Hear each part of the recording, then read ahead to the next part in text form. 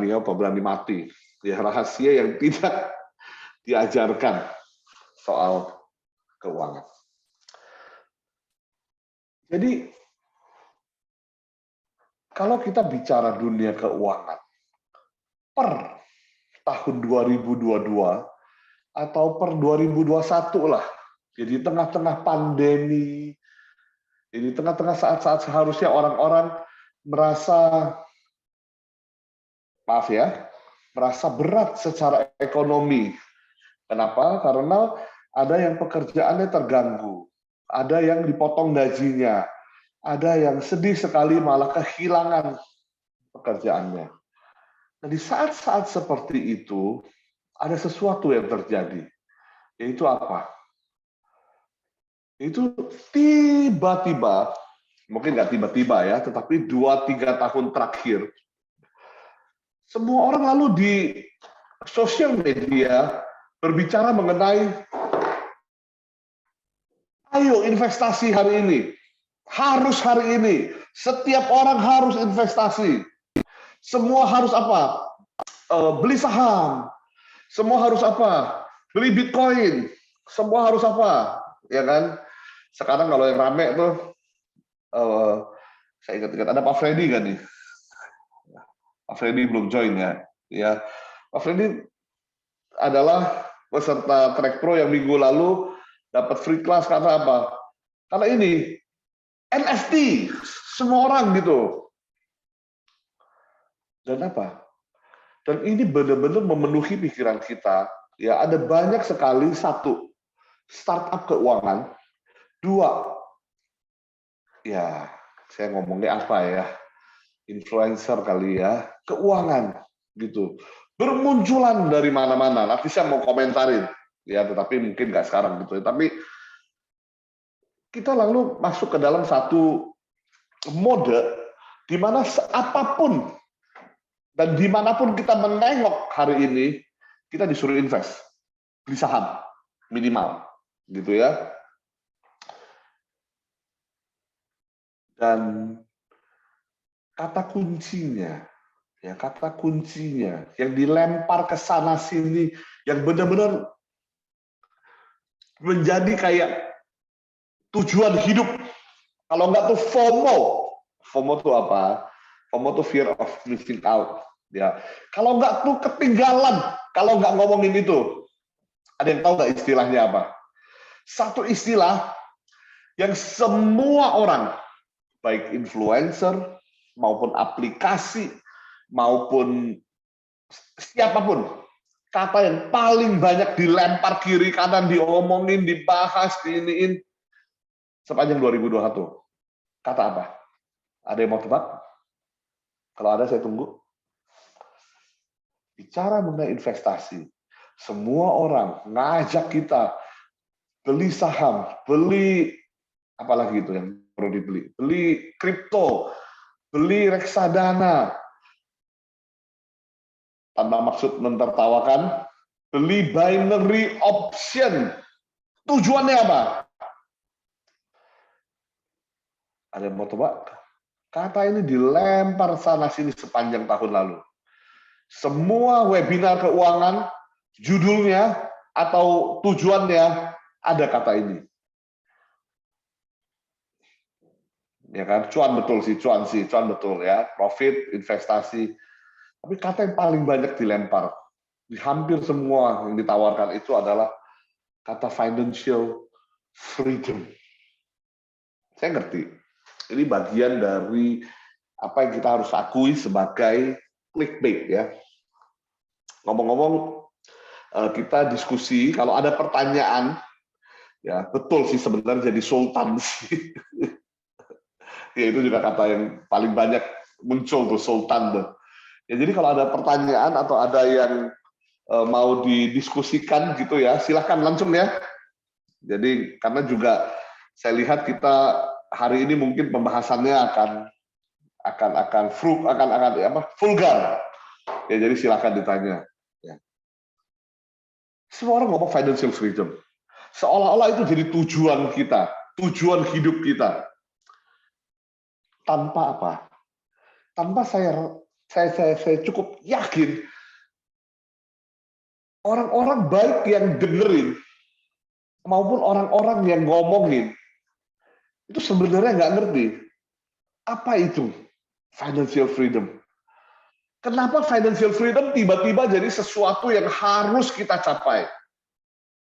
Dan kalaupun anggaplah harus nih ya, anggaplah benar-benar harus. Mereka ngerti nggak sebenarnya financial freedom itu apa? Gitu. Saya yakin nggak. Ya kalau mau disurvei di sini, ya karena sobat TSC mah udah smart ya, pasti ada gambaran lebih benar gitu. Tapi berapa puluh juta, berapa ratus juta tepatnya, ya pengguna sosial media Indonesia yang tiap hari ngomongin financial freedom itu nggak nangkep. Saya punya banyak grup WA, mulai dari grup WA keluarga yang terkenal tentunya ya, sampai grup WA kantor, sampai dengan teman-teman, teman sekolah, teman kuliah, ngomongin financial freedom kemana-mana, ya sering sekali, ya tanpa saya yakin, tanpa sebenarnya benar-benar ngerti. Yang jadi bayangan orang adalah kalau gue financial freedom artinya gue punya banyak sekali uang. Berapa? Ya 100 M misalnya, gitu. Baru financial freedom, gitu. Tanpa ngerti. Ya, nah, poin saya hari ini adalah begini. Kita tuh, ya begitu terpengaruh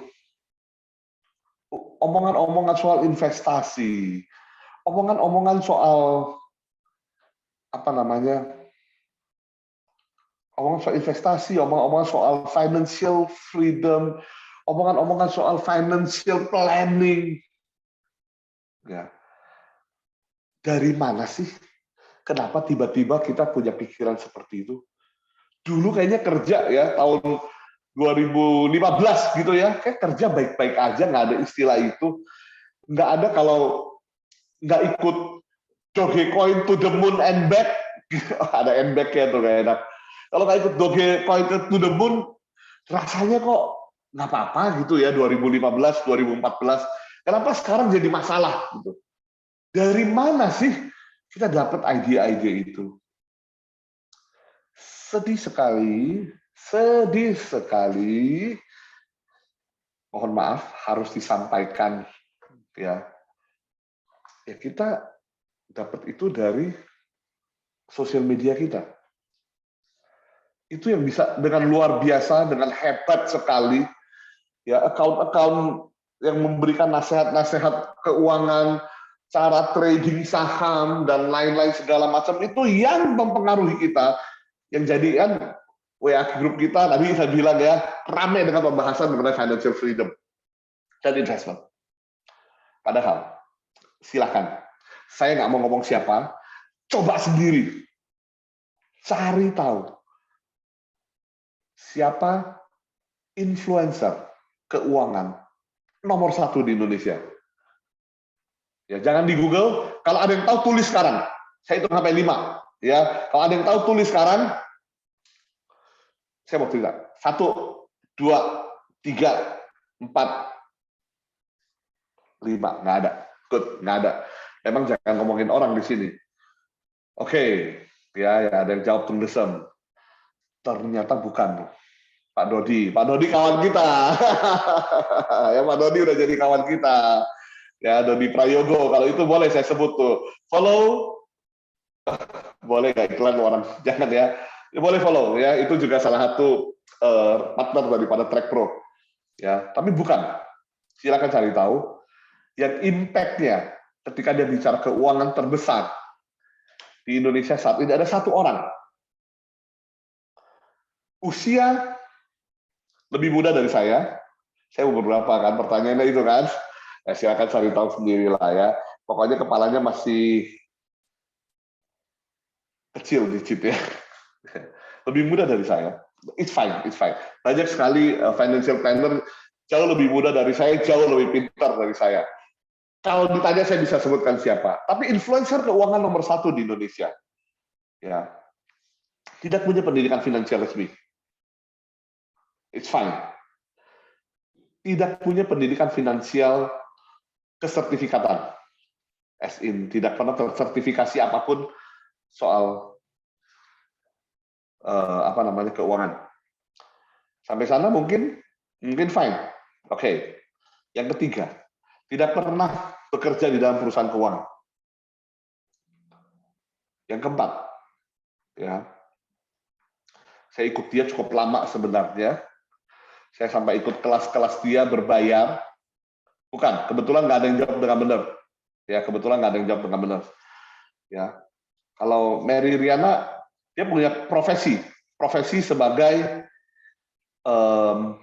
di dunia keuangan. Jadi bukan dia. Ya, dan saya ikut dia sampai saya ikut kelas berbayarnya yang harganya tuh berjuta-juta. Ya, demi belajar dan demi lihat what's behind this great person gitu kan. Dan itu yang saya tangkap. Ya, dia punya banyak teori mengenai keuangan yang murni berasal dari pikiran sendiri lalu dinormalkan jadi benar. Saya nggak berani bilang salah lah. Ya, karena benar salah kadang-kadang itu akan dampaknya relatif kepada setiap orang.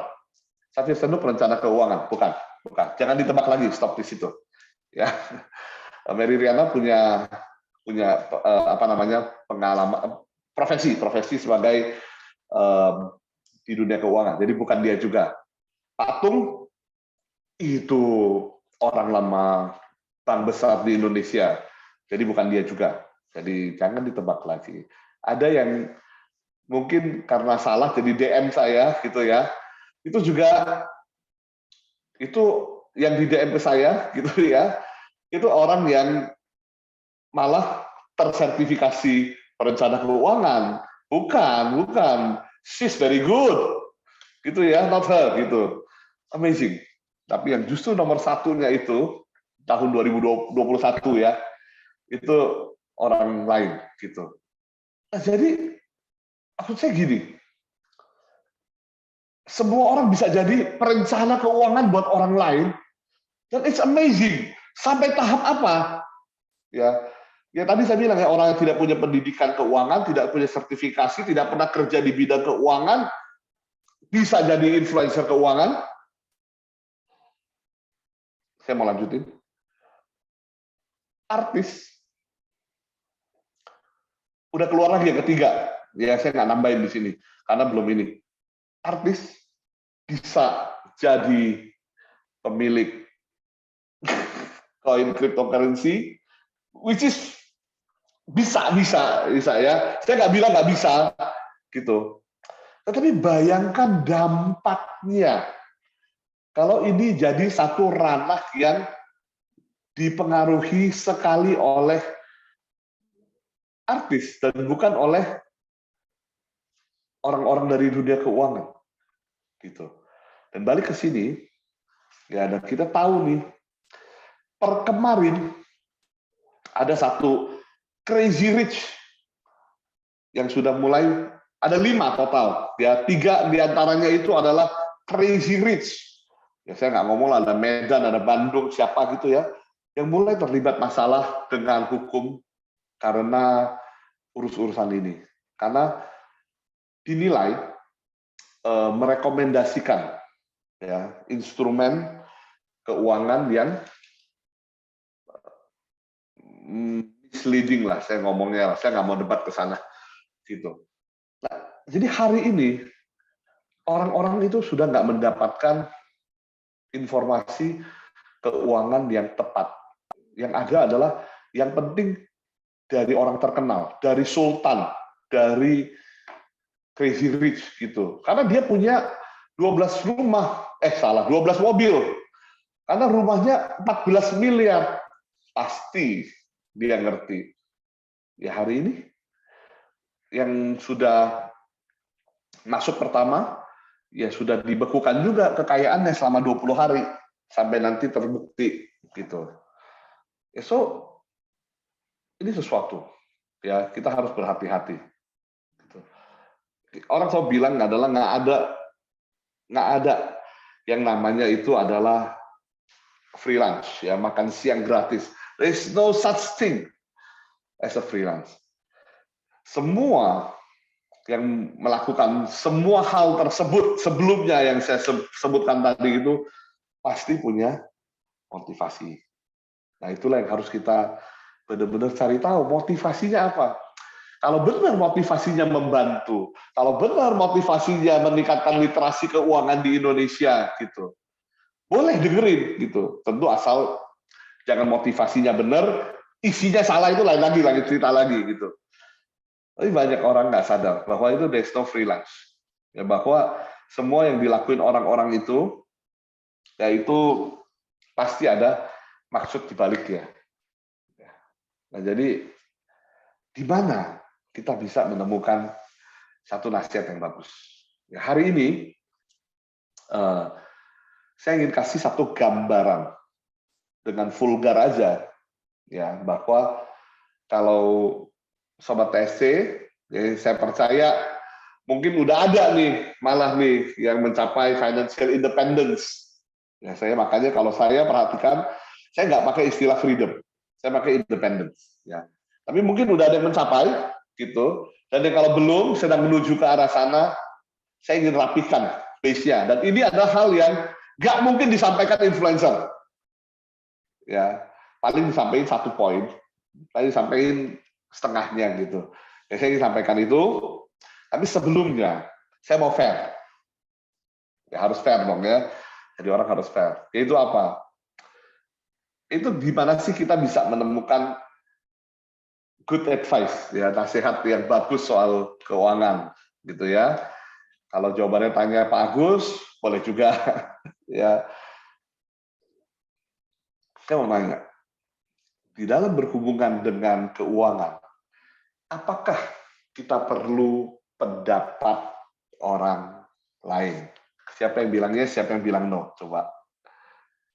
Dalam kaitan dengan keuangan orang lain, keuangan kita, apakah kita perlu pendapat orang? Jawabannya no, ada yang no, ya, ada yang no. Oke, good. Ya, ada yang jawab lagi perlu dan tidak. Oh, ini bijak, ya, bijaksana. Tinggal perlu diluruskan nih, kapan perlu, kapan tidak nih, gitu ya. Ada lagi? Ya, saya tadi bilang di awal ya, saya mau fair, ya. Jadi saya mau bilang begini. Yang pertama, dalam perencanaan keuangan kita perlu pendapat orang lain. Kalau, nah ini silahkan didebat. Nggak setuju, ayo kita diskusi. Ya, satu, kalau kita bayar. Kalau kita bayar itu artinya apa? Kalau kita bayar, artinya kita meminta, mencari, ya, nasihat keuangan itu dari pihak yang menyediakan jasa tersebut. Alias, let's say financial planner. Kalau kita bayar, ya, kalau kita berusaha mencari nasihat gratis, banyak yang bagus,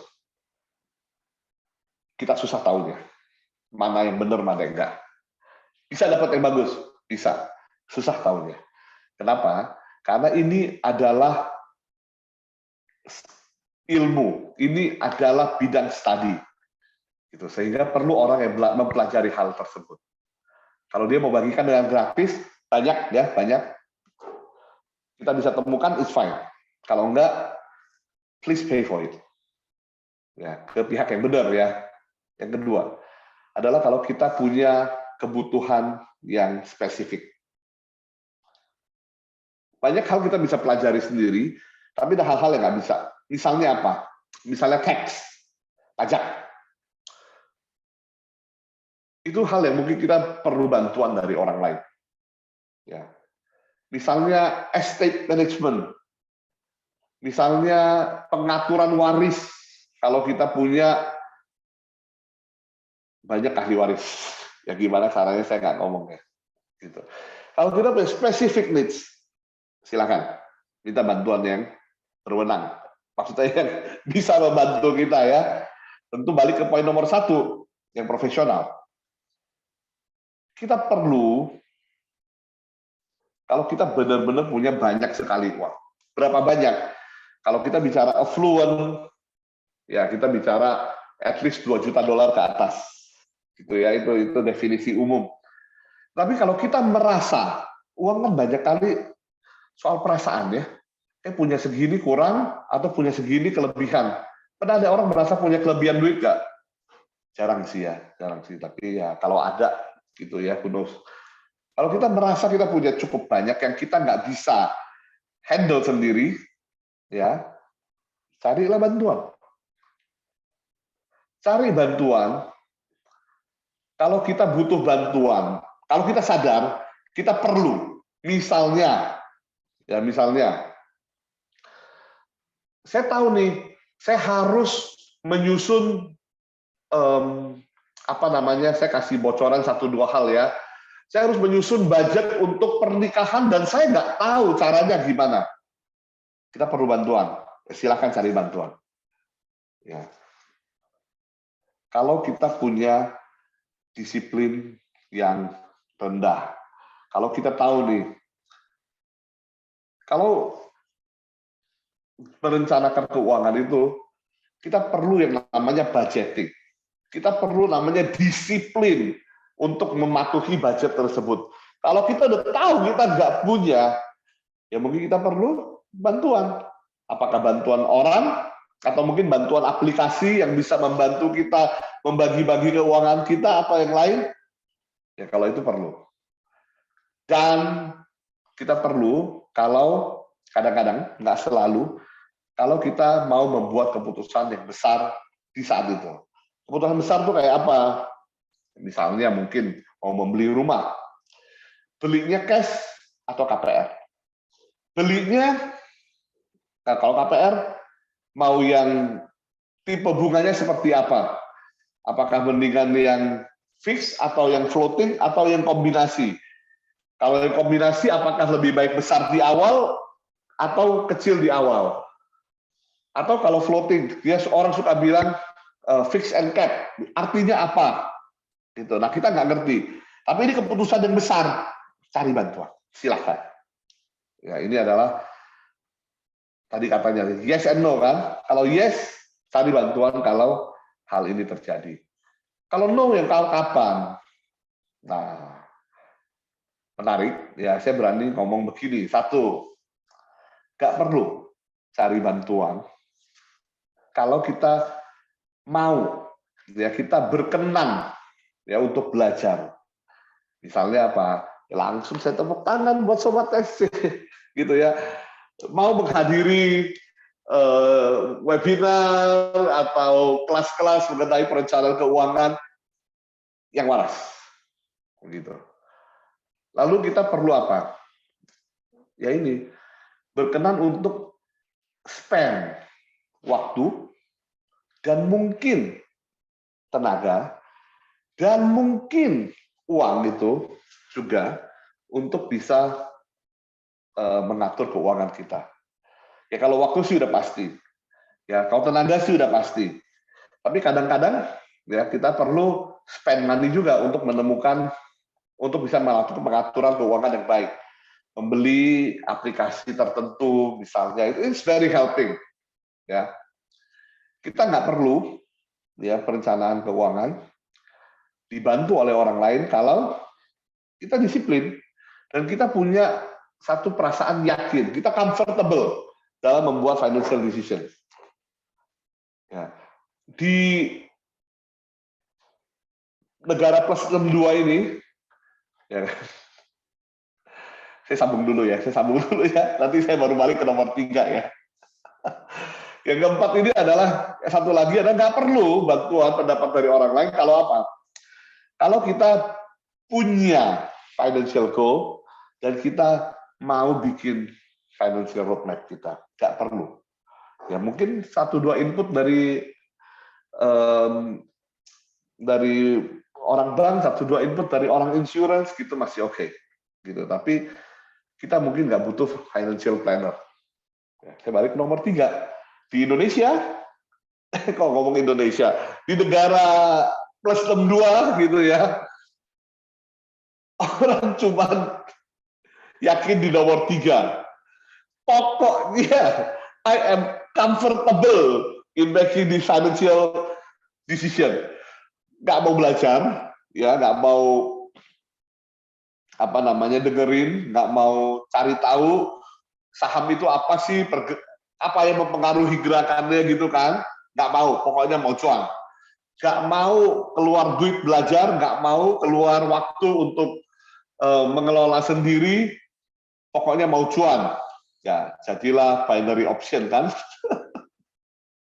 Nggak tahu boleh apa, nggak mau bikin apa-apa, pokoknya yakin nomor 3 aja.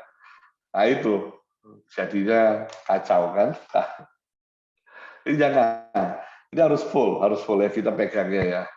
Nah, saya langsung lanjut. Adalah begini, yang tadi saya bilang ya, jadi kita meminta nasihat, meminta apa yang pasti jangan dari 6 orang ini.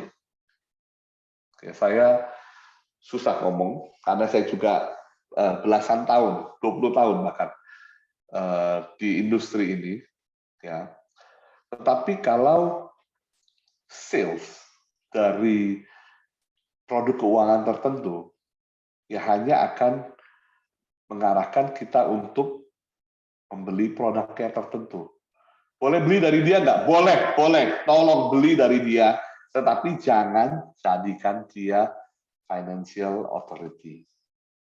Karena kita nanya dia, anak saya rencanakan pengen kuliah di luar negeri. Kira-kira apa yang cocok ya? Yang cocok produk A. Gitu. Oke, saya beli ya. It's good. Terus besok kita nanya, saya juga mau siapin uang untuk pensiun saya. Yang cocok apa? Yang cocok produk A. It's good. Gitu. Semua kebutuhan keuangan kita, karena kita percaya sama dia, produknya cuma satu. Gitu.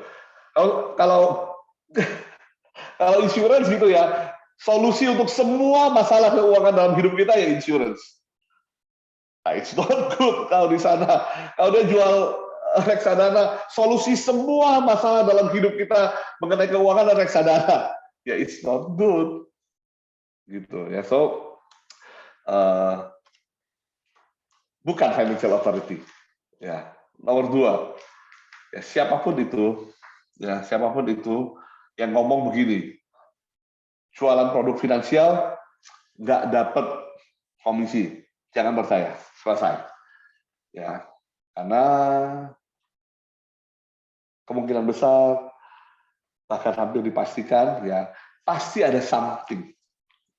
At least itu target mereka di perusahaan keuangan mereka itu. Ya. Kemudian, ya, yang selalu mengarahkan ke produk-produk yang sangat tertentu, ya, yang sangat fokus lah, sangat tertentu. Gitu yang tadi saya bilang di poin nomor 1, gitu. Kalau kita punya masalah A, kita punya masalah B, kita punya rencana C, semua jawabannya asuransi misalnya. Boleh beli dari dia, tapi jangan jadikan dia figur otoritasnya. Yang paling anti adalah yang mau membantu kita, tetapi pakai account dia. Ya, lupakan, tinggalkan langsung. Gitu. Yang jangan dipercaya adalah yang mendahulukan produk dibandingkan dengan foundation daripada personal finance. Ketemu dia, ya kita nanya nih, baiknya saya invest mulai di mana ya? Jawaban dia langsung, harus invest di sini. Tinggalin. Harus ya, pertanyaannya adalah, saya invest di mana ya? Dia harus tanya dulu, tujuan kamu investasi apa? Kalau ketemu yang kayak gitu, boleh lanjut ngobrol. Seriously. Ya. Dan yang poin nomor 6 adalah, lagi-lagi, yang nggak menghargai pendapat kita. Ya, saya pengen deh punya investasi yang seperti ini gitu ya. Bayangan saya kayak gini deh. Oh enggak deh, yang paling bagus asuransi. Tinggalin. Nah, kenapa ini jadi penting? Ya, karena begini, mengenai masalah keuangan ini, ini lebih kompleks daripada sekedar sahamnya naik atau turun. Saya tahu ini agak, kalau lihat sekilas ya agak terlalu jauh, tapi ada yang tahu nggak film ini? Ya, karena pada nggak buka video, saya nggak bisa lihat wajahnya gitu, nggak ada yang ngangguk-ngangguk gitu ya. Tapi coba silakan, yang tidak tahu, yang tidak tahu boleh angkat tangan. Raise hand atau kasih jempol atau yang lain-lainnya gitu, yang nggak tahu. Yang nggak tahu, semua tahu ya berarti ya, sebagian besar tahu ya. Oke, it's good gitu. Oh nggak tahu Pak. Iya, karena ini film tua juga gitu. Ya, tentu tahun berapa? Nanti coba saya Google ya. Saya juga nggak hafal, itu udah tua. Ya, ada dua hal. Ya, satu adalah di film itu ada sekali waktu dia kembali ke masa lalu. Dia kembali ke masa lalu untuk ceritanya aneh lah. Tapi ya, dia intinya dia kembali ke masa lalu. Tapi dia balik ke masa depan. Ada satu diskusinya adalah sesuatu seperti dia nggak boleh kayak dia udah di masa depan kan. Dia nggak boleh membuat orang di masa lalu itu misalnya beli saham yang dia udah tahu naik, itu nggak boleh gitu. Efeknya nanti bisa parah gitu ya. Di filmnya ada kayak bahkan foto Polaroid ya, ada fotonya dia itu mulai menghilang gitu ya. Lalu intinya dia hampir terhapus dari kehidupan gitu ya. Jadi tapi dia ngelakuin hal lain. Tapi intinya nggak boleh saham itu. Dia ngasih tahu orang saham apa yang naik itu nggak boleh. Tapi yang kedua, yang lebih menarik, coba dipikir baik-baik ya. Apakah ya, menurut Sobat TSC, kalau kita bisa kembali ke masa lalu dan memperbaiki dengan informasi yang kita punya sekarang ya, misalnya Bitcoin, ya kan? Kita kembali ke 2019 pertengahan tahun, lalu kita beli tuh Doge, ya kita jual supaya rencananya ya kita jual di pertengahan tahun 2021, ya April, gitu. Naik 11.000%, 100 juta jadi 11 miliar. Kira-kira itu akan membantu financial freedom kita nggak? Topik kita kan financial freedom ya. Itu akan membantu atau enggak? Ayo, ada yang mau berani menjawab? Mau. Saya juga mau. Kalau mau atau enggak, jawabannya mau. Ya, saya juga mau. Gitu. Pertanyaannya adalah, apakah itu berguna atau enggak? Ya, sekilas pasti berguna, pasti. Tapi keuangan pribadi itu bukan soal Bitcoin naik berapa persen, bukan soal apa ya, bukan soal kita tahu saham mana yang pasti akan naik. Kenapa? Karena langsung aja ke sisi yang ekstrim aja udah. Menang lotre, jutaan, bukan jutaan rupiah, gitu, bukan. Jutaan dolar, 1 juta dolar, biar kebayang ya, 1 juta dolar itu 15 miliar. Ya, 14 sekian ya, nggak usah didebatin. Ya, dengan Ukraina sekarang kondisinya begini mungkin lebih nanti, tapi jangan didiskusikan dulu. Tadi sampai mana? Jutaan dolar menang lotre, ya. Tetapi end up with nothing. Ternyata banyak, sampai ada artikelnya kan. Nah, kira-kira berapa banyak? Asal aja, coba. Dari 100 orang yang menang lotre, dan jutaan dolar, kira-kira berapa banyak yang tetap sukses, berapa banyak yang nggak sukses lagi? Coba kira-kira. Persentase aja. 20% kah? 30? Ya, ada yang mencoba 50-50? 10%. 10% maksudnya apa nih? 10% yang dari menang tapi end up with nothing, atau 10%? Oh, ini berani sekali. 80% fail. Gitu. Ya, dan memang begitu. Survei membuktikan 70% orang yang menang lotre bangkrut, ya, broke artinya bokek, gitu ya. Dan sepertiganya bahkan sampai sejauh mana? Sampai secara hukum diproses bankrupt.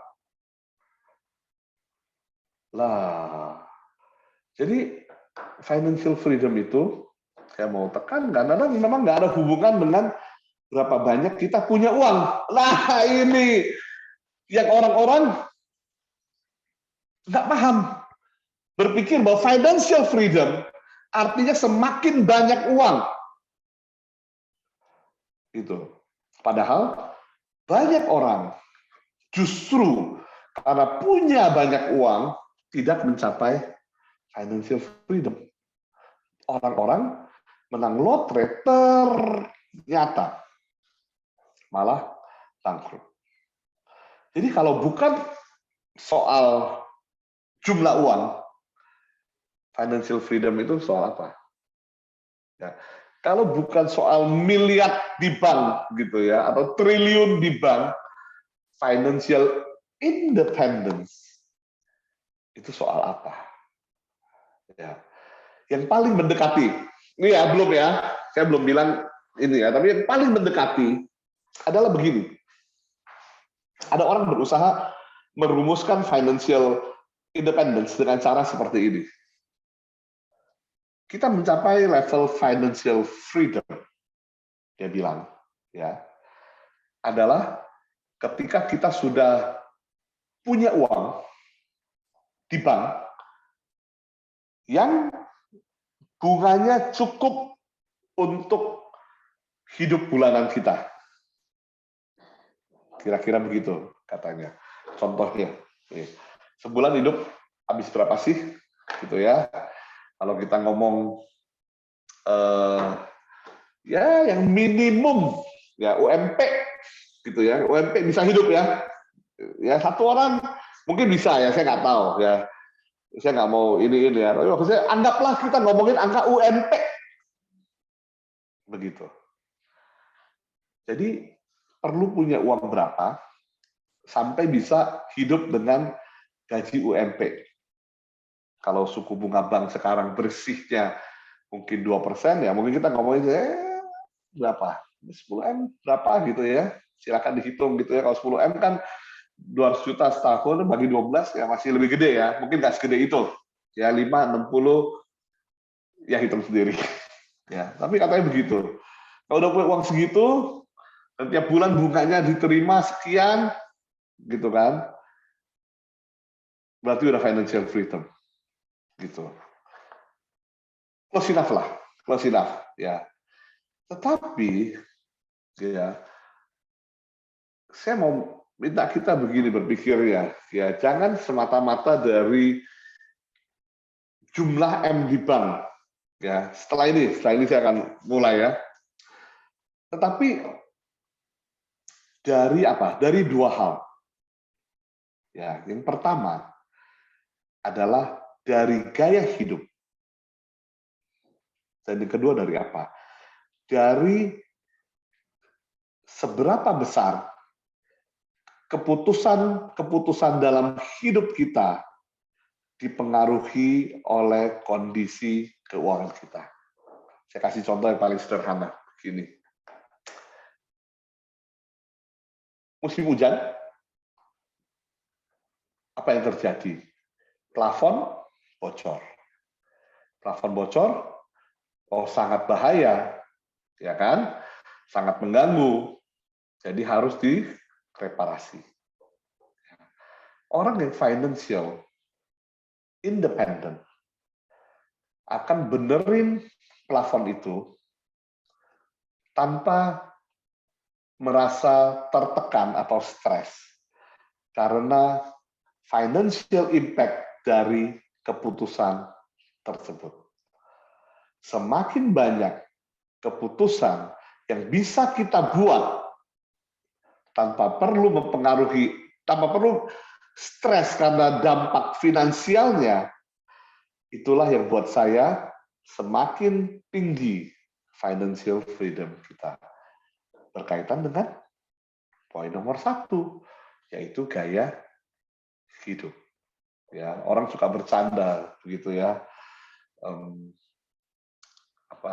Tekanan berbanding lurus dengan gaya gitu ya.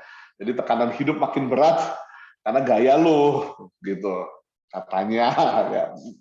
Setuju lah ya. Saya ada tadi. Jadi perhatikan bahwa orang yang mengendarai mobil yang sama belum tentu memiliki tingkat financial freedom yang sama. Gimana kita bisa mengukurnya? Adalah dari begini, dari seberapa keputusan dia untuk isi bensin itu memberikan stres dalam kehidupannya dia. Ya, jadi kalau beli mobil, isinya Pertamax, gitu ya, lalu setiap isi bensin stres, oh itu masih jauh sekali, gitu. Ya, akan punya tingkat financial freedom yang lebih tinggi adalah si orang yang naik motor tetapi isi bensin Pertamax nggak perlu mikir. Ya, jadi 2 hal itu ya. Yang pertama gaya hidup, dan yang kedua adalah seberapa besar keputusan-keputusan dalam hidup kita itu akan mengakibatkan stres karena berkaitan dengan financial. Itulah financial freedom buat saya. Bukan masalah berapa banyak uang yang kita miliki, dan kalau kita mau ngejar financial freedom, kejarnya ke arah 2 itu, ke arah persiapan akan semua hal, dan yang kedua ke gaya hidup. Bukan kepada harus cuan, bukan kepada gaya hidup sultan. Ya, yang pasti bukan binary option ya.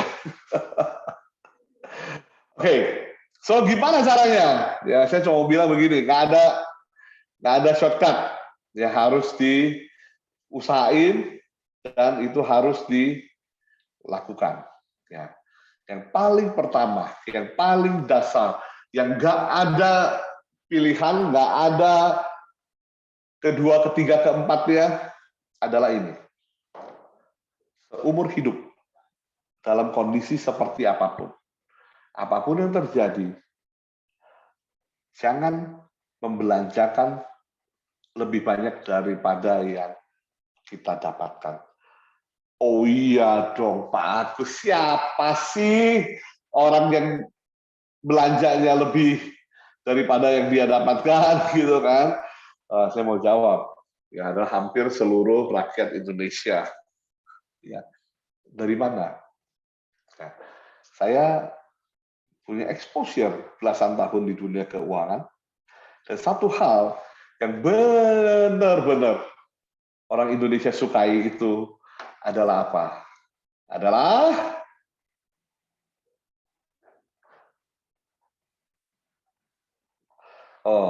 saya lihat chat ya, 10% yang tetap lanjut kaya. Ya iya, betul ya, cocok ya.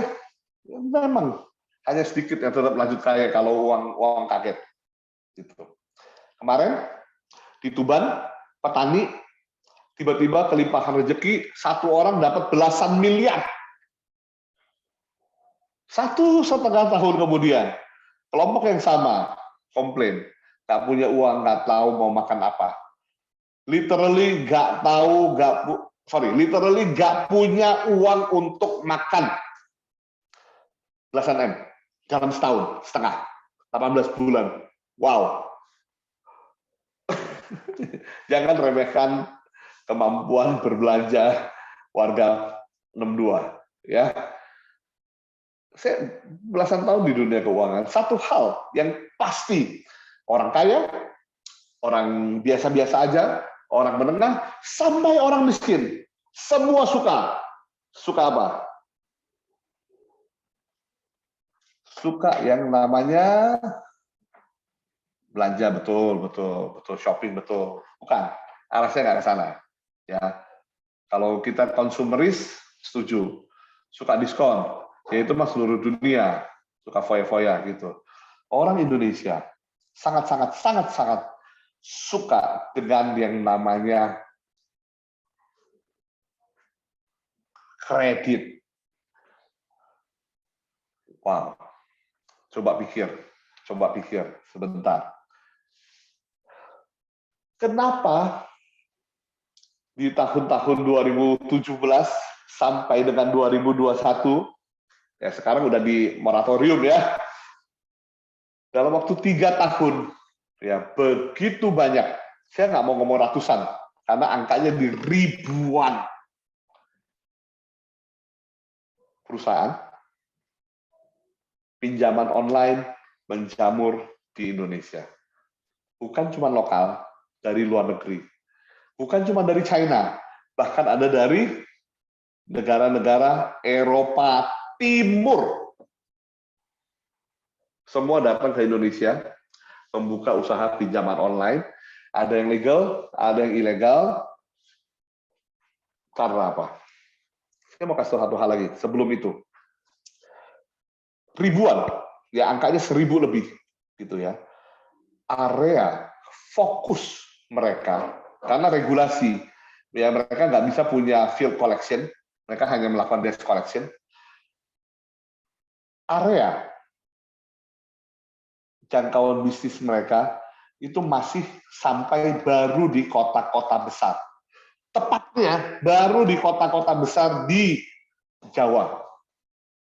If not even Sumatera, not even Medan. Karena apa? Karena market orang yang pengen kredit di Jakarta, di Jawa, dan di seluruh Indonesia, ya itu sangat besar sekali. Ya, jadi ini adalah kalimat atau mantra yang kelihatannya semua orang tahu, nggak ada satu orang pun yang akan bilang, oh iya dong, gitu ya. Tetapi yang terjadi sebaliknya. Ya, jadi fair-fairan. You spend more than you earn, siap-siap nggak pernah mencapai financial freedom. Oh ya, itu kan logika. Fakta mengatakan hal yang lain. Jadi itu hal yang pertama. Ya, ketika kita mau bicara mengenai financial independence, ya nggak ada orang yang mau jadi martir, ya terus ngomongin mengenai cash flow. Kenapa? Karena kalau mulai bicara mengenai cash flow, belum tentu orang invest. Kalau mulai bicara mengenai cash flow, belum tentu orang mau binary option trading. Ya saya kenapa balik-balikan ke situ ya karena lagi rame. Ya itu aja. Ya, no offense. Itu yang pertama. Ya, yang kedua yang kita bicara sangat serius adalah sebelum kita mulai bicara mengenai financial freedom, tolong rapikan dulu 3 hal ini. Emergency fund, saya udah belakangan ya, mulai banyak yang ngomongin soal emergency fund.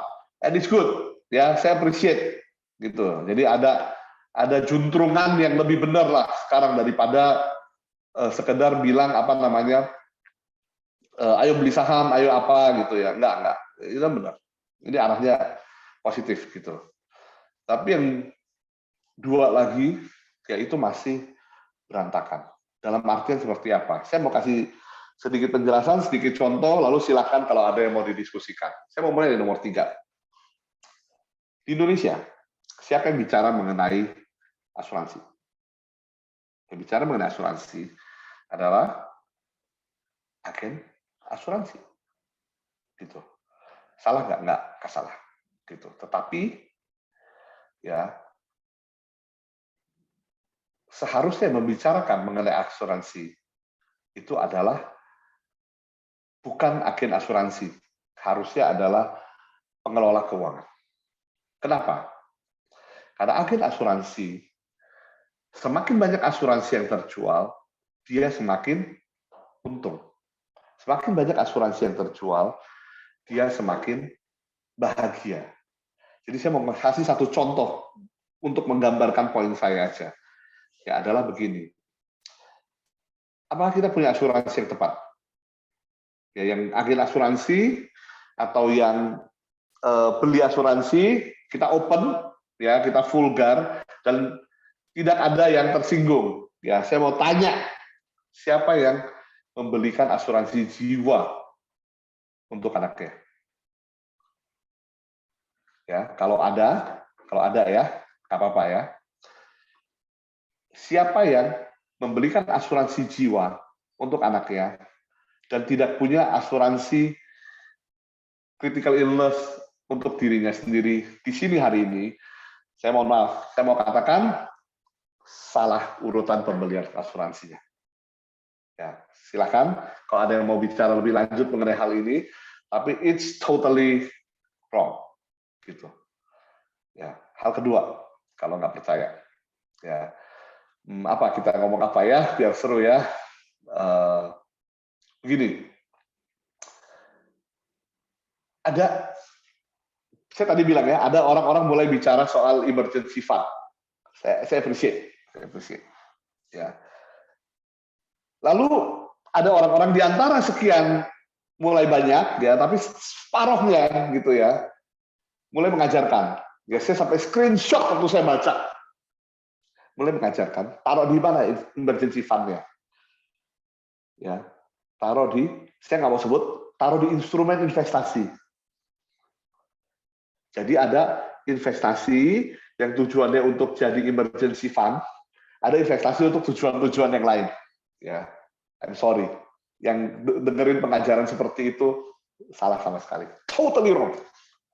Gitu. Tapi emergency kalau mau digabungkan dengan investasi. Ya. Terus asuransi rame nih COVID, gitu ya. Jadi orang bilang apa? Beli asuransi, gitu. Sekarang karena lagi COVID, salah. Ya, harusnya sebelum ada COVID, waktu masih sehat, beli asuransi. Karena kalau udah sakit, asuransi juga udah nggak mau jualin ke kamu. Gitu, kecuali banyak uang, dia bisa bayar extra premi, itu lain cerita. Ya. Jadi ini ada hal-hal. Apalagi yang nomor 2. Yang nomor 2 itu adalah apa? Simpelnya begini, beresin utang. Sedikit sekali orang yang ngajarin kita untuk beresin utang. Kenapa? Karena ngeberesin utang nggak jadi komisi buat kita. Ngeberesin utang, saya ulang, nggak jadi komisi untuk orang yang jualan produk investasi. Malah ada yang ngajarin sekarang adalah begini, pinjam uang untuk investasi. Nice. Salah. Jangan pernah lakukan hal tersebut. Tapi ada yang ngajarin dan ada yang lakuin. Ya karena orang-orang itu sangat pintar dan jauh lebih pintar dari saya dan ini mereka melakukan yang namanya leveraging. Mereka melakukan yang namanya carry trade. Itu ada ilmunya, belajarnya belasan tahun, termasuk pengalamannya, baru bisa lakukan. Kalau kita dengerin influencer ngomong begitu, yang nggak bisa. Jeff Bezos pelakunya. Ya Jeff Bezos bisa. Kamu bisa bikin Amazon. Kalau bisa ya silakan gitu. Ya, jadi 3 hal. Sebelum kita mulai bicara mengenai keuangan, yang sangat penting harus segera dilakukan adalah punya emergency fund. Singkat cerita, emergency fund apa? Emergency fund itu adalah kalau terjadi apa-apa dalam hidup kita, dan kita tiba-tiba dihadapkan dalam situasi nggak punya penghasilan, hidup kita berlangsung terus. Bikin itu. Pilih, mau hidup berapa lama setelah kejadian itu. 3 bulan? Ya. Waktu pandemi membuktikan apa? Ternyata cari kerja 3 bulan nggak gampang. Gitu. Ternyata ada di pandemi orang-orang kehilangan pekerjaan sampai 1,5 tahun ke depan masih nganggur. It happens. Ya, tetapi ya minimal lah, minimal bikin lah emergency fund. Berapa banyak? Ya, ada caranya. Singkat cerita aja, ya saya langsung ke akhir. Penghasilan kita berapa hari ini? Ada yang hitung dari pengeluaran, saya hitung dari penghasilan. Ya, hitung penghasilan tergantung kondisi. Kalau single masih bekerja, saya pindah 3 sampai 6 bulan daripada penghasilan bulanan gitu. Kalau menikah dengan tanpa anak gitu misalnya, ya pasti kan 6 bulan lah kita bisa pergunakan untuk mencari pekerjaan gitu. Kalau punya anak tambahin, satu anak tambahin 3 bulan, atau kalau mau lebih yakin lagi satu anak tambahin 6 bulan. Jadi kalau punya satu anak 9 sampai 12 bulan dari penghasilan bulanan itu harus dipisahin, masukin ke kotak, ya nggak harus kotak ya, masukin ke bank juga boleh. Tapi pastikan itu idle. Ya gede tuh angkanya gitu, karena gaji saya kan gede kan. Coba diinvestasi sedikit-sedikit gitu, silakan. Tapi no, sangat tidak disarankan. Ya, karena sekarang saya ngomong lebih enak, karena setelah pandemi COVID melanda, kita jadi ngerti, anything can happen. Saya lanjut ya. Beresin financial, terutama berkaitan dengan hutang. Ya, selesai hutang. Ya, tanpa kecuali hutang yang memang sudah ada jadwalnya, kayak apa? Kayak cicilan mobil, cicilan rumah, ya silakan gitu. Ya, di luar itu, yang namanya kartu kredit, yang namanya KTA, yang namanya pinjol, ya beresin, selesai, baru kita ngomong lagi. Ya kalau belum selesaiin dulu. Jangan beli satu lot saham pun sebelum finance selesai. Dan kita banyak yang nggak lakukan, saya tahu pasti. Ini ngomongnya kok agak tega gitu ya. Ya, it should be that way. Gitu. Berikut, karena ya saham punya risiko tersendiri, ya, tetapi hutang resikonya clear, ya, nggak bisa diabaikan. Yang ketiga adalah miliki asuransi yang tepat. Nah, ini perlu ilmu, ini perlu pemahaman dan belajar dan cari tahu yang tepat seperti apa, gitu ya. Tapi di hari ini kita nggak ngomongin ini. Di mana kita ngomongin ini? Tech Pro ternyata punya kelas financial and asset management for executive. Ada 4 part, ya. Boleh request ke tim Track Pro kalau misalkan ada ingin mendapatkan lebih detail mengenai 3 poin ini. Ya, kita ngomong panjang lebar mengenai hal ini di Fame Part 3. Step 3. Yang paling penting dalam hidup keuangan, dalam hidup maupun dalam keuangan, ya adalah punya goal. Ya, punya goal.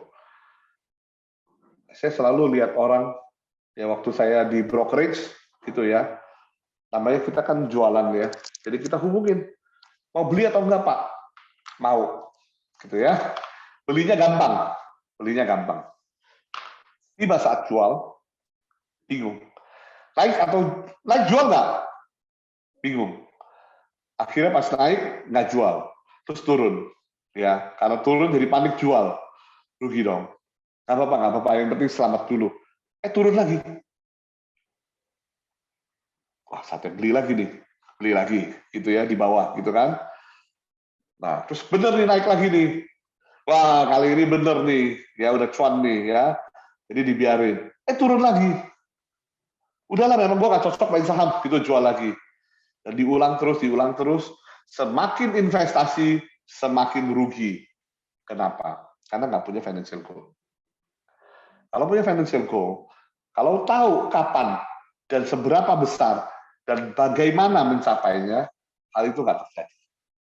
Jadi, cari financial goal kita, bikin financial roadmap. Ini adalah ilmu. Silahkan cari tahu cara melakukannya. Ya. Lalu, baru setelah itu, bikin financial plan. Setelah punya roadmap, setelah punya petanya, dari Jakarta mau ke Bali, kita udah bikin petanya. Nah, mau naik apa? Naik kereta. Kalau naik kereta gimana? Ya ke Bandung dulu, baru ke Surabaya kan? muter ya. Kan tapi lagunya gitu, ke Bandung, Surabaya, gitu ya. Udah gitu disuruhnya naiknya gratis lagi. Marilah naik dengan percuma. Siapa coba ngajarin? Ini lagu tuh makanya orang suka nebeng kereta nggak bayar. Oke. Setelah ada, bikin plannya, bikin baru dipilih instrumennya, kendaraannya itu apa. Ini ilmu yang memang perlu dipahami. Nah, ini jadi saya terpaksa sebutkan lagi kalau ada yang mau. Ini kita bahas di FAME, ya part 4. Ya, ada 4 part, Financial and Asset Management for Executive, ya itu sangat teknis, lengkap dengan tools-tools yang ada. Ya, silakan hubungi admin kita untuk bisa dapetin rekaman videonya. Silakan. Oke. Tapi itu tadi, setelah kita lakukan step 2, ya, emergency fund, debt management, sama asuransi, barulah kemudian cari goal-goal kita dan bagaimana mencapainya. Boleh paralel nggak? Tergantung. Maksudnya paralel itu apa? Serius. Ya. Ya kalau maksudnya paralel adalah utangnya nggak dibayar dulu gitu ya, nunggu hasil investasi untung baru bayar utang, ya nggak boleh. Ya urutannya hutang dulu. Gitu. Jadi ini ya step 2, lalu step 3, barulah step 4. Ya, step 4 ini bicara mengenai money habit. Ya, money habit. Nah, ini yang benar-benar harus dibangun dari awal. Ini yang nggak bisa kita tiba-tiba bilang adalah begini. Udah punya goal. Ya, mundur ya, hebat nih kan. Udah punya goal. Udah tahu mau bagaimana mencapai goal tersebut. Udah punya pilihan-pilihan investasinya gitu. Maka akan sukses. Semoga ya, tapi kita perlu menjadikan pemikiran itu dituangkan ke dalam satu kebiasaan. Ya. Dan kebiasaan yang pertama, yang paling mungkin paling sulit, ya, itu adalah memiliki budget. Ya, memiliki budget ini bukan cuman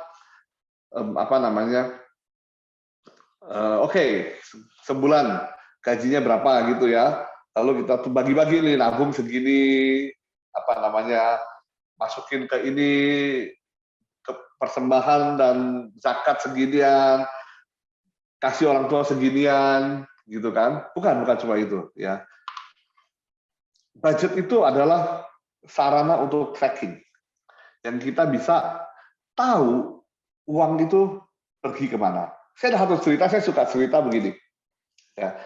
Jadi ada 2 orang, ya kan, ketemu di, banyak yang saya rasa udah pernah dengar ceritanya ya. Ada 2 orang ketemu di ini di halte bus, gitu ya, di halte bus. Mereka ketemu di sana, terus langsung ngobrol, gitu kan. Yang satu lagi merokok, yang satu enggak, gitu kan. Terus dia bilang, yang satu ngomong ke yang lain, gitu kan. Kamu merokok ya Pak? Iya loh, rokok gitu kan ya. Sehari berapa bungkus rokok gitu? Wah, dia bilang, wah saya sih udah lama ya merokok ya. Saya minimal, jangan tega-tega ya, saya bilang gini, minimal sehari 1 dus lah, gitu ya, satu bungkus gitu. Oke, kan, waduh, 1 hari 1 bungkus, harga rokok berapa sih gitu kan? Katanya, ya saya punya sih harga 15.000 gitu. Oke, udah ngerokok berapa lama Pak? Gitu kan, dia bilang, oh saya udah ngerokok dari remaja gitu, dari umur 17 tahun. Sekarang Bapak umur berapa? Sekarang saya udah 37 tahun, 20 tahun gitu ya. Waduh, ini juga ya Pak ya, udah lama juga ya. Iya. Terus jadi dia bilang gini, orang yang kedua ini bilang gini, Pak, Bapak dengerin saya Pak. Saya ini peduli sama Bapak. Kalau Bapak Misalnya, ya waktu itu dari umur 17 tahun itu, 20 tahun lalu, Bapak itu nggak merokok, Pak. Dan Bapak uang rokok itu Bapak simpan, Pak. Maka 15.000 satu hari selama 20 tahun, Pak. Itu sudah ratusan juta, Pak. Bapak sudah bisa beli mobil. Ya, dan Bapak nggak usah ini, Pak, menunggu bus lagi di sini, hujan-hujan. Di musim hujan, becek, nggak ada ojek, gitu kan. Wah, orang yang pertama mendengar nasihat dari orang kedua, yang mengangguk-angguk. Bapak benar juga. Kalau saya dari 20 tahun lalu tidak merokok, mungkin sekarang udah punya mobil ya. Iya. Kan bangga tuh orang keduanya tuh. Dia berhasil menasihati orang.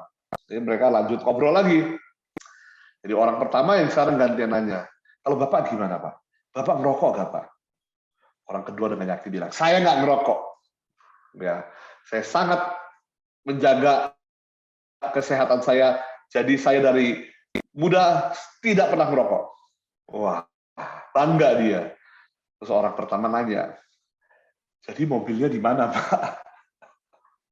Katanya kalau nggak ngerokok selama 20 tahun bisa beli mobil. Ya,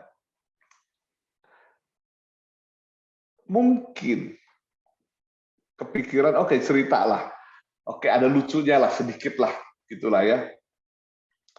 Tapi kalau ditanyakan pertanyaan itu ke kita, tahu nggak duit kita selama ini, ya kerja berapa tahun? Ya, saya udah kerja berarti, oh, oke, cukup lama juga, ya cukup lama juga. Oke, saya juga baru kaget gitu ya. Kemana aja uang penghasilan kita selama ini? Ada yang bisa tahu nggak? Ada yang bisa jelasin nggak? Gitu. Itu fungsinya budget. Kalau belum tahu, tolong buat. Saya seorang yang cukup tidak teratur, ya, cukup tidak teratur secara umum dalam hidup, ya. Tetapi waktu saya mengerti hal ini tahun 2006, saya masih bekerja di sebuah bank, kita belajar, dan saya melihat pentingnya membuat sebuah budget. Itu satu hal yang masih terus saya lakukan setiap hari sampai hari ini. Jadi kalau sobat datang ke saya, nanya nih dari antara 2006 sampai hari ini 25 Februari 2000, saya beli apa aja, berapa rupiah, saya bisa kasih tahu. Simpan di Excel, maksudnya tinggal dicari. Ya, itu adalah budget. Ya, jadi silakan cara dan mekanismenya, ya, tetapi itu satu hal yang sangat penting. Supaya kalau kita ditanya uangnya kemana, kenapa nggak kelihatan, kita tahu jawabannya. Dan kalau nggak kelihatannya larinya ke tempat yang salah, ya kita bisa perbaiki. Itu fungsi utamanya. Oke. Waktu. Lanjut. Poin kedua. Live frugally. Ya. Sebelum mencapai financial independence, atau ya oke lah kalau mau pakai istilah financial freedom, ya sebelum mencapai financial freedom, live frugally. Artinya adalah begini. Vulgar kan kita ngomong ya, jangan bergaya. Ya. Perlu jam untuk menunjukkan waktu, gitu ya. Beli jam, silakan, gitu. Tetapi sampai nanti mencapai financial independence, mungkin jamnya nggak perlu Rolex, gitu. Kalau udah ya silakan. Gitu. Tapi kalau belum ya jangan Rolex mungkin, begitu, atau yang lebih tinggi dari itu. Ya, saya mau sampaikan secara ringkas seperti itu. Financial independence bukan soal uang, soal gaya hidup. Dan gaya hidup yang benar dalam masa pre-financial independence adalah gaya hidup yang frugal. Ya. Setiap tahun harus ganti handphone. Kata siapa harus? Gitu ya. Kalau bisa 2 tahun sekali ganti, budget setahun itu cukup besar. Handphone sekarang mahal-mahal, gitu ya. Wah, udah berapa tuh iPhone tuh? 13 gitu ya. Huawei udah berapa? P50 gitu. Mungkin nggak perlu hari ini punyanya. Ya, yang nomor 2. Yang nomor 3, ya kita selalu bilang harus praktis kan ya, harus ada tipsnya. Ini tips paling penting dalam perencanaan keuangan kalian. Jangan tunda pembayaran tagihan. Kan masih ada penghasilan. Kalau nggak ada lain cerita ya. Tapi masih ada penghasilan, bayar tagihan tepat waktu. Yang termasuk tagihan itu apa? Ya segala macam tagihan plus donasi. Ada yang persembahan, ada yang zakat, ada yang lain-lainnya. Semua dibayar on time. Percaya saya, kalau yang menunda-nunda zakat, ya uangnya kepake deh buat yang lain. Jangan, ya benar-benar dosa kan ya. Saya nggak tahu. Ya tapi bayar tagihan tepat waktu. Nomor 4, terima penghasilan, ambil dulu untuk diri sendiri, untuk ditabung, baru belanjakan sisanya. Jangan terbalik, ya. Jangan tabung setelah semua tagihan, setelah semua kebutuhan dibeli, setelah segala macam baru nabung. Terbalik. Itu caranya adalah gini, kita mikir kita butuh apa selama sebulan, kita alokasikan, masih ada sisa, itu ditabung. Ya, itu kan gaya kerja kita. Salah, terbalik. Kita mikir dulu kita mau tabung berapa. Dalam tabung ini saya luas ya, artian luas ya. Jadi bisa aja investasi, bisa aja menabung beneran, bisa aja yang lain-lainnya gitu ya. Baru setelah itu, gaya hidup kita menyesuaikan sisanya. Kenapa? Karena saving ratio, apa itu saving ratio? Tulis dulu ya. Saving ratio itu adalah kunci yang menentukan tercapainya goal financial kita atau tidak. Namanya saving ratio. Mau tahu lebih jauh, fame kedua, ketika kita bicara mengenai income dan expense. Ya, fame ada 4 seri, sekali lagi iklan, silakan hubungi admin Track Pro untuk bisa mendapatkan rekamannya. Ya, nomor 4. Nomor 5, penghasilan dari waktu ke waktu bertambah. Ya, ketika penghasilan bertambah, pajak bertambah. Ya, persembahan bertambah, zakat bertambah, gitu ya. Gaya hidup nggak perlu benar-benar bertambah. Suka lupa orang, ya kan? Waktu penghasilan 1 juta, donasinya 100.000, tabungnya 300.000, hidupnya 600.000, bisa. Waktu penghasilan 10 juta, donasinya tetap 100.000, tabungnya tetap 300.000, spendingnya 9.600.000, nggak cukup pula. Kayak hidup. Kayak hidup. Ya. Dan gaya hidup tuh naiknya tuh bukan garis lurus, bukan. Gaya hidup tuh naiknya begini nih. Kalau kita naikin gaya hidup, pembelanjaannya naiknya, kalau orang tuh suka bilang tuh eksponensial. Gitu ya. Jadi perhatikan gaya hidup. Di ini apa penyedia layanan streaming sekarang lagi ramai, ada beberapa film mengenai hal ini. Ya, silakan cari sendiri. Yang satu cowok ya yang menipu cewek-cewek tentunya ya untuk itu dengan gaya hidup dan lain-lain. Yang satu cewek ya dibilang menipu, mengakali banyak sekali orang lain di sekitarnya untuk menunjang gaya hidupnya. Ada film-film itu lagi rame lah di layanan penyedia jasa streaming. Ya, oke. Jadi yang nomor 5 itu, jangan penghasilan naik, yang pertama naik gaya hidup, salah. Ya, yang kalau bisa gaya hidup sama, ya nggak bisa lah, mungkin naik dikit lah, dikit sekali gitu. Tetapi yang harus dinaikin itu adalah apa? Yang harus dinaikin itu yaitu donasi dan saving.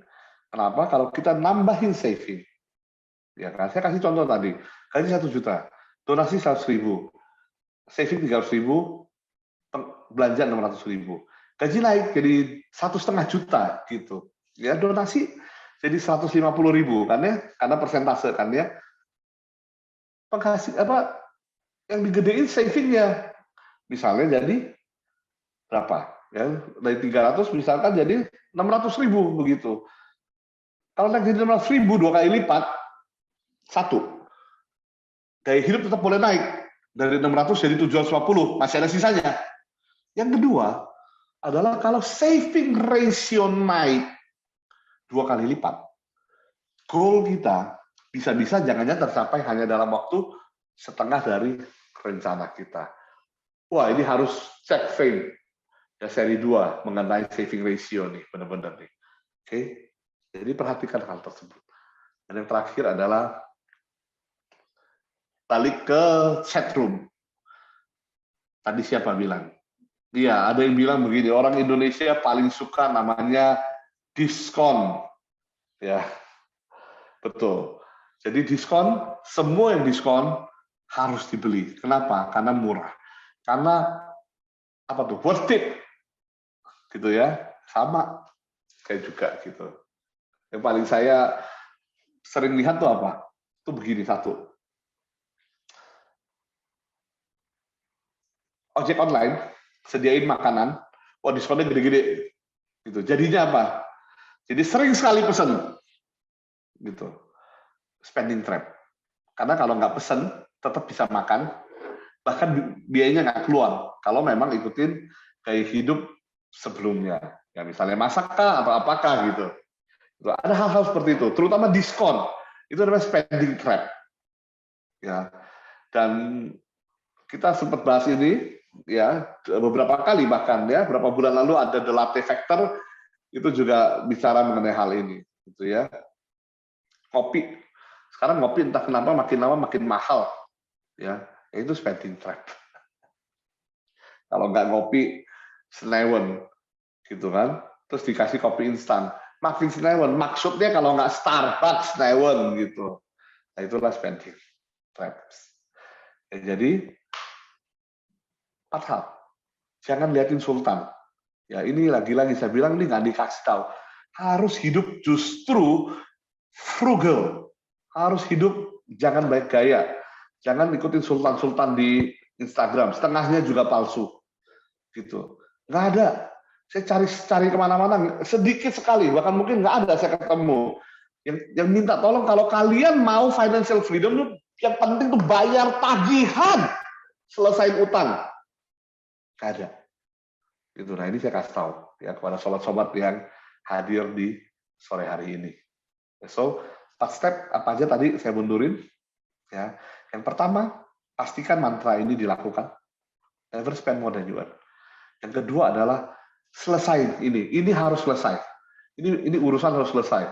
Ibarat kata belum selesai, jangan ngurusin hal lain dalam urusan keuangan. Trust me. Yang ketiga bikin perencanaannya. Ya ini yang nggak mudah. Ya karena itu ada satu sesi Fame khusus untuk hal itu. Iklan terus. Dan yang terakhir apa? Minimal 6 ini jadiin kebiasaan. Ya, punya budget, hidup dan kayak tagihan dibayar, tabung. Jangan kalau penghasilan naik, jangan naikkan gaya hidup terlalu jauh, sama jangan belanja sana sini dengan ngacok. Biarpun diskon, biarpun sale. Ya, 4 step ini dimulai ya buat yang belum. Kalau yang udah silakan skip. Buat yang belum untuk boleh mencapai ke financial independence.